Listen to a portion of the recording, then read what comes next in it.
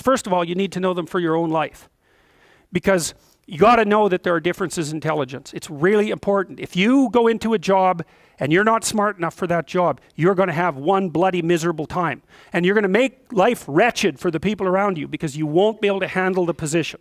And as you climb hierarchies of competence, the demand on fluid intelligence increases. And so, unless you want to fail, you don't put yourself in over your head. Well, what's over your head? Well, that's a tricky thing to figure out. I mean, you have to figure that out with intelligence, you have to figure it out with conscientiousness, you have to figure it out with creativity, you have to figure out with stress tolerance, with agreeableness, because you want to go into a cooperative environment and not a competitive one if you're agreeable, and with neuroticism, you probably want to keep the stress level of your job relatively low, because those are all places that you can break down. And most people have at least one significant weakness in their intelligence personality makeup, and you got to be careful not to place yourself in a position where that's going to be a fatal flaw. But what you really want to do, as far as I can tell, if you want to maximize your chances for both success and let's say well-being, is you want to find a strata of occupation in which you would have an intelligence that would put you in the upper quartile. That's perfect. Then you're a big fish in a small pond. And you don't want to be the stupidest guy in the room. It's a bloody rough place to be. So, and you probably don't want to be the smartest guy in the room either, because what that probably means is you should be in a different room, right? You should look at a place where if you're right at the top, you've mastered it. It's time to go somewhere where you're a little lower so that you've got something to climb up for. So, and if you're not hyper conscientious, for example, you're probably not going to want a job that you have to work 70 hours a week at, because you're just not wired up that way. You'd rather have some leisure, and like, more power to you. If that's how you're wired up, there's nothing wrong with having some leisure. But if you're someone who can't stand sitting around doing nothing ever, then maybe you can go into a job that's going to require you to work 75 hours a week. And almost all jobs that are at the top of complex dominance hierarchies require very high intelligence and insane levels of conscientiousness, as well, generally speaking, as pretty damn high levels of stress tolerance. You know, because that can knock you out too, because there's going to be sharp fluctuations in your career, generally speaking, at the higher levels of a structure, and you have to make very complicated decisions, often with very short time horizons. So you have to decide if that's what you want.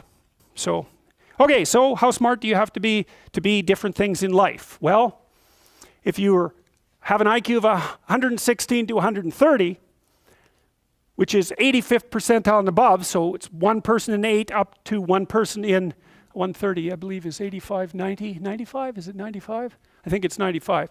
One person in 8 to one person in 20. Then you can be an attorney, a research analyst, an editor, an advertising manager, a chemist, an engineer, an executive manager, etc. Now, that's not the high end for IQ, by the way.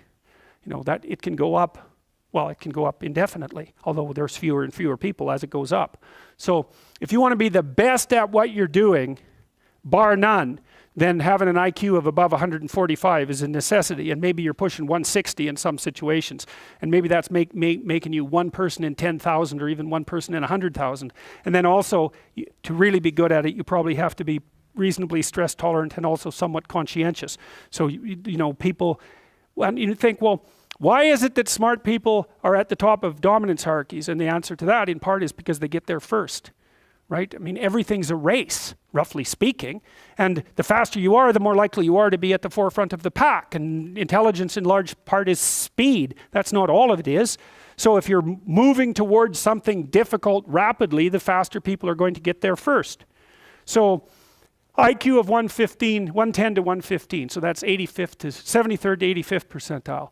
Copywriter, accountant, manager, sales analyst, general manager, purchasing agent, registered nurse, sales account executive. If you look at universities, the smartest people they're above this. Who are the smartest people at university? What do you think? Mathematicians, physicists and mathematicians, right. I could tell you who's on the other end, but I won't. Yeah, I'd like to though. Anyways, okay.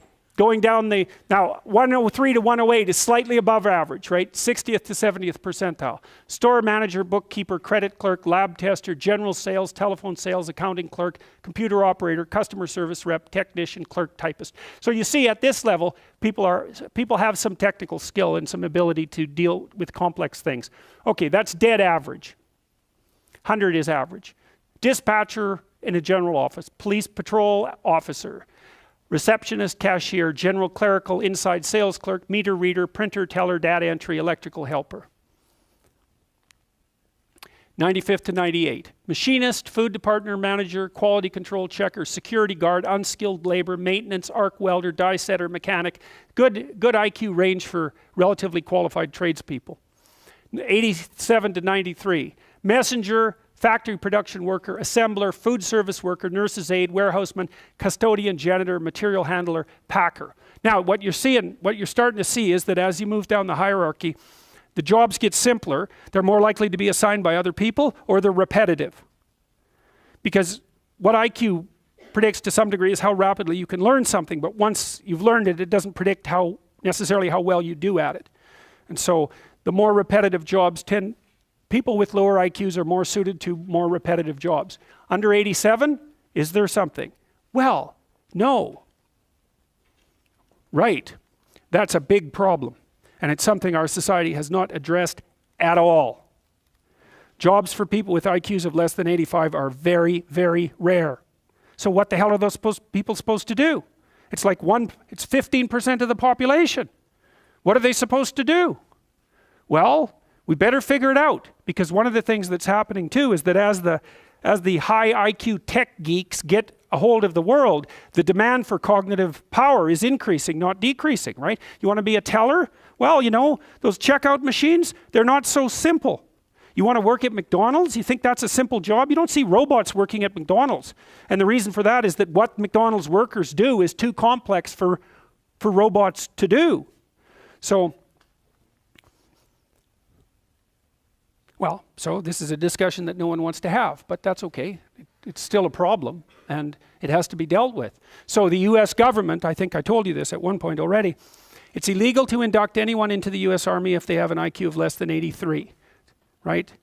It's about 10% of the population. Because the US Army, and they've been doing IQ testing since IQ testing began, because they want everybody they can possibly get into the Army, because in peacetime, they use it as a way of moving people up the socioeconomic ladder, and in wartime, well, obviously, you need as many soldiers as you can get your hands on.